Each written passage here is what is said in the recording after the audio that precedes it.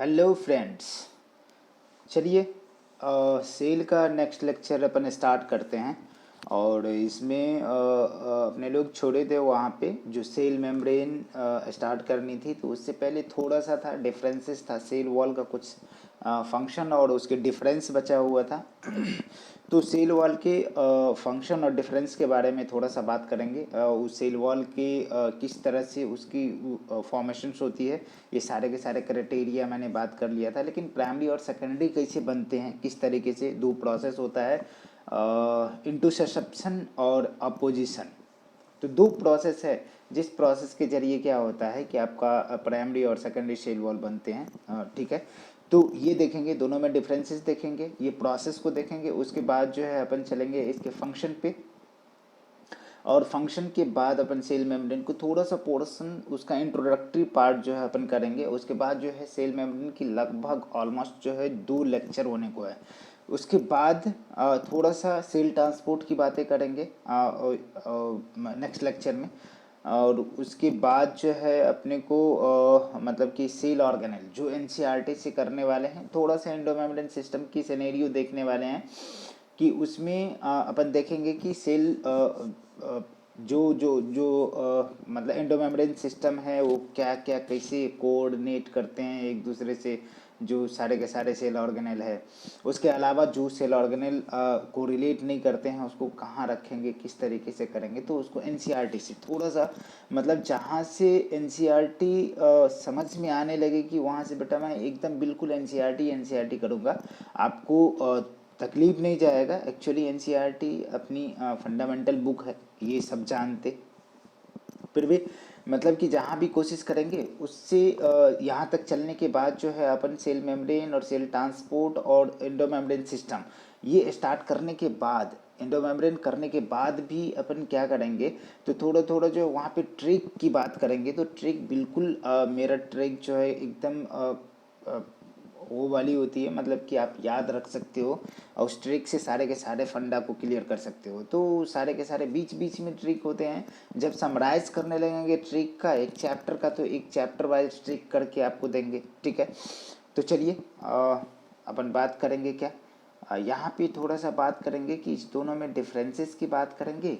और डिफरेंस में जैसे ही अपन बात करेंगे प्राइमरी और सेकेंडरी के कंडीशन में, तो यहाँ पे चलेंगे अपना जो है ये बात करते हैं।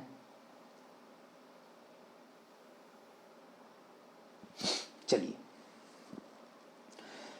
तो यहाँ पे स्टार्ट करते हैं क्या कि दोनों के दोनों कंडीशन में अपन जो है सेल वॉल को कंटिन्यू करते हैं। देखिए डॉटेड स्ट्रक्चर आपको दिए हुए हैं कि कंटिन्यू है, सेल वॉल क्या है आपका कंटिन्यू है। और यहाँ पे बात करते हैं, थिकनिंग की बात करते हैं। तो due to thickening of secondary wall, xylem, xylem के कंडीशन में ट्रैकेड वेसल्स और sclerenchyma, other dead tissues becomes hard and thick due to deposition of lignin.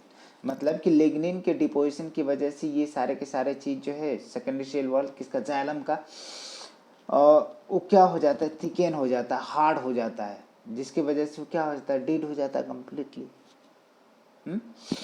अब क्या होता है कि जैसे हम क्या करते हैं कि लिग्निन की डिपोजिशंस को बढ़ाने लगते हैं, लिग्निन की डिपोजिशंस बढ़ने लगता है, जिस उस कंडीशन में क्या होता है वो सेल बिल्कुल डेड हो जाता है। तो मैक्सिमम आपके पोर्शन जो बीच वाला, जैसे प्लांट एनाटॉमी में पढ़ते हैं क्या कि बीच वाला जो हार्ट वुड होता है वो कम्प्लीटली क्या होता है, रेडियन कलर का होता है, जो कंडक्शन के काम नहीं करते हैं, बिल्कुल सेल ही डेड हो जाता है। जो कैसा दिखता है आपका, कैसा दिखता है, डीप कलर का दिखता है heart would.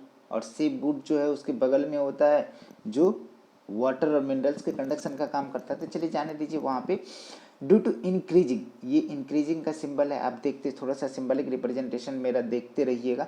Due to increasing amount of lignin depositions, protoplasm is lost, protoplasm खत्म हो जाते हैं and cell becomes dead, cell क्या हो जाता है, मर जाता है।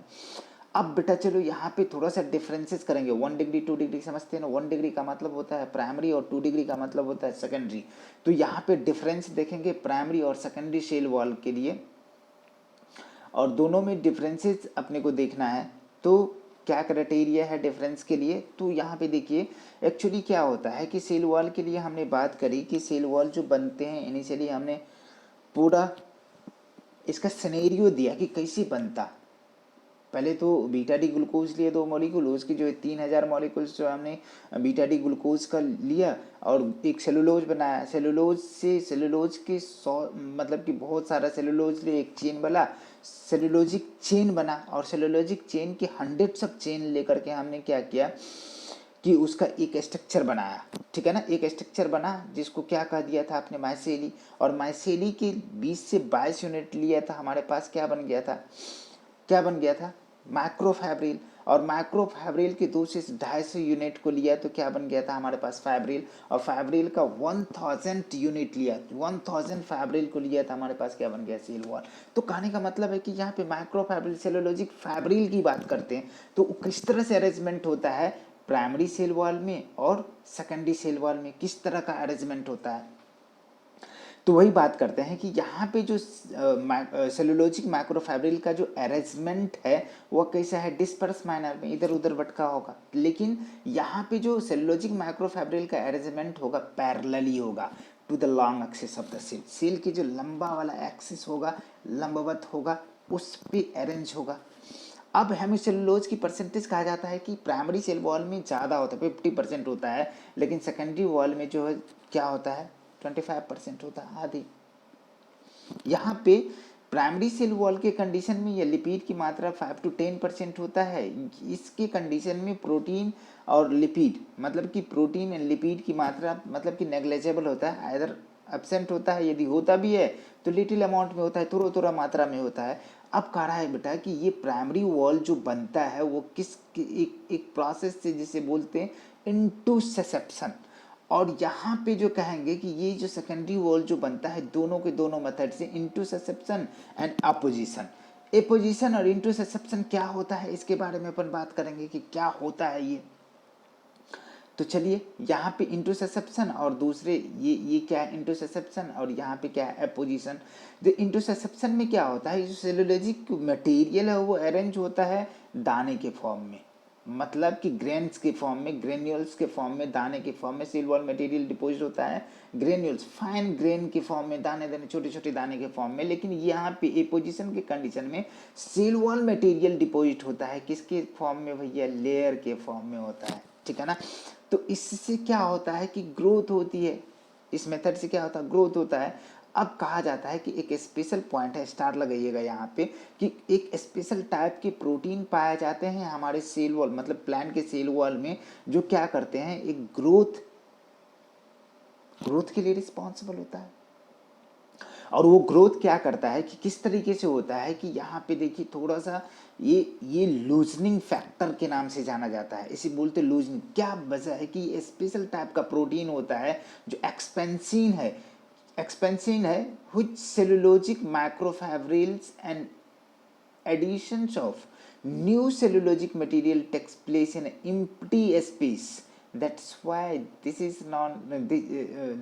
expansion is known as क्या भैया, लूजनिंग फैक्टर। लूज होगा उसमें जो सेलुलोजिक मटेरियल जा करके भर जाएगा, जिससे क्या होगा, उसका ग्रोथ होगा। ठीक है, चलिए आगे की तरफ बढ़ते हैं। यहाँ पे थोड़ा सा देखने को मिलेगा अपने को,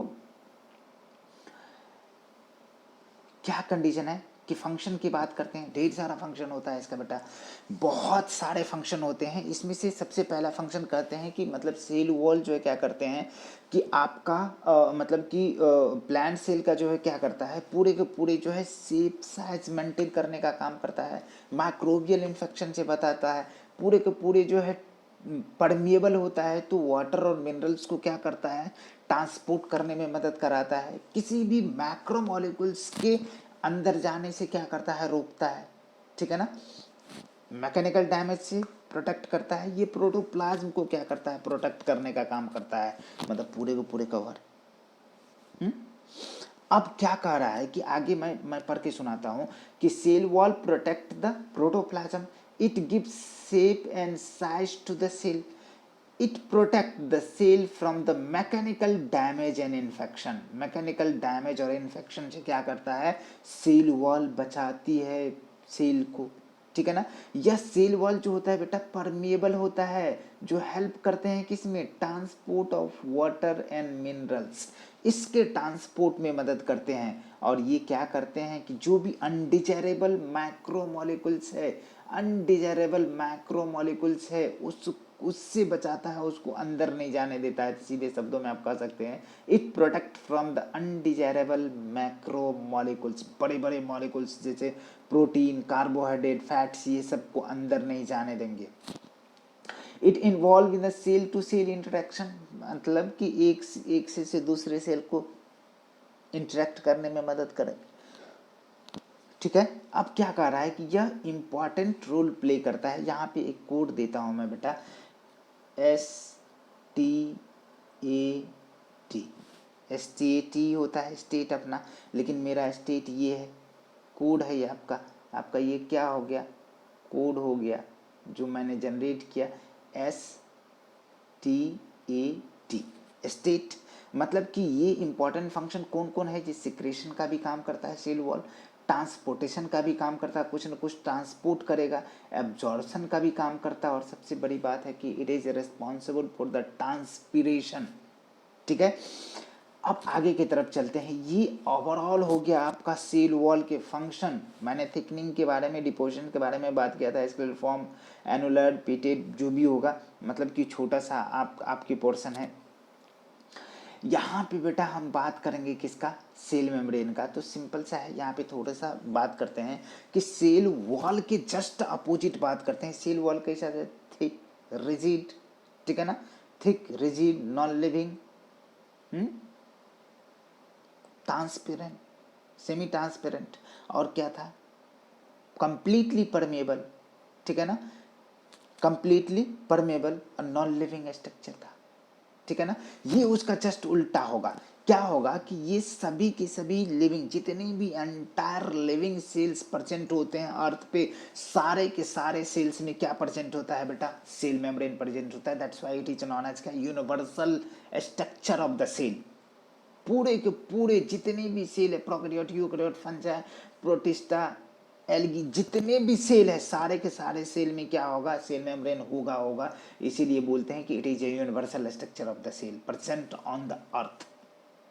धरती पे जितने भी लिविंग सेल है, जीवित कोशिकाएं हैं, सारे के सारे कोशिका में, सारे के सारे सेल में क्या होता है, सेल मेम्ब्रेन होता है, प्लाज्मा मेम्ब्रेन होता है। इस सेल मेम्ब्रेन को कोशिका झिल्ली बोलते हैं।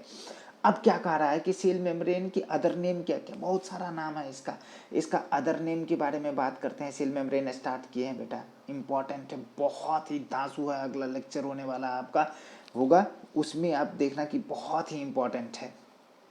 अदर नेम के बारे में बात करते हैं तो इसको प्लाज्मा मेम्ब्रेन, प्लाज्मा लेमा बोलते, सेल मेम्ब्रेन को प्लाज्मा मेम्ब्रेन बोलते, प्लाज्मा लेमा बोलते, ठीक है ना, और क्या बोलते हैं, बायो मेम्ब्रेन बोलते हैं, यूनिट मेम्ब्रेन भी बोलते हैं। कौन क्या किसको बोला है उसकी कंडीशन देखते हैं। तो सेल मेम्ब्रेन क्या होता है, डेफिनेशन देखिए, एग्जैक्टली प्लांट्स मतलब सेल वॉल को आप जस्ट उल्टा कर दोगे तो आपका सारा का सारा डेफिनेशन मिल जाएगा कि all living cells are covered by a thin dedicate elastic, ठीक है ना, डेडिकेट मतलब नाजुक, इलास्टिक मतलब लचीला, सेलेक्टेबल परमेबल। वो क्या था, प्लांट सेल वॉल परमेबल था। प्लांट सेल वॉल कैसा था, नॉन लिविंग था। ये क्या है, living boundary is non as क्या, प्लाज्मा मेम्ब्रेन और सेल मेम्ब्रेन। इसकी हिस्ट्री की बात करते हैं, कौन किसने क्या टर्म दिया था। तो प्लाज्मा लेमा टर्म देने वाला JQ प्लोई नाम के साइंटिस्ट ने दिया था 1885 में, कांग्रेस के स्थापना दिवस 1885 ईस्वी। सेल मेम्ब्रेन और प्लाज्मा मेम्ब्रेन टर्म देने वाला दो साइंटिस्ट, सेल मेम्ब्रेन और प्लाज्मा मेम्ब्रेन, दो साइंटिस्ट, सेल मेम्ब्रेन भी नाम है, प्लाज्मा मेम्ब्रेन भी, तो दो, नागेली एंड क्रैमर। और यूनिट मेम्ब्रेन के बारे में चर्चा किया J. डेविड रॉबर्टसन, ठीक है। आगे चलिए, यहाँ पे सबसे पहले बात करते हैं बेटा कि आपका जो एट फर्स्ट एक साइंटिस्ट हुआ जिन्होंने क्या क्या सेल मेम्ब्रेन के बारे में थोड़ा सा पोस्टुलेट भी दिया, और सेल मेम्ब्रेन को यूनिट समझ में आ रहा है, E. ओबर्टोन, ठीक है। E. ओबर्टोन ने एक पोस्टुलेट भी दिया। पोस्टुलेट में क्या किया कि इन्होंने कहा कि सेल मेम्ब्रेन जो बने होते हैं बेटा, लिपिड के कंटिन्यूअस लेयर से बने होते हैं, और सेल मेम्ब्रेन है प्लाज्मा मेम्ब्रेन जो सेलेक्टेबल परमेबल होता है, और ये कैसा होता है जी, सेलेक्टेबल परमेबल होता है, और कंप्लीटली जो है यहाँ पे सेलेक्टेबल परमेबल है, मतलब कि सेलेक्टिव चीज़ों को ही क्या करेगा, सेल के अंदर जाने देगा, क्या करेगा, सेलेक्टिव चीज़ों को ही सेल के अंदर जाने देगा। और क्या है कि ये लिविंग स्ट्रक्चर है। किसने बोला, ई ओवरटॉन भाई साहब के पोस्टुलेट के हिसाब से ये बातें हो रही है।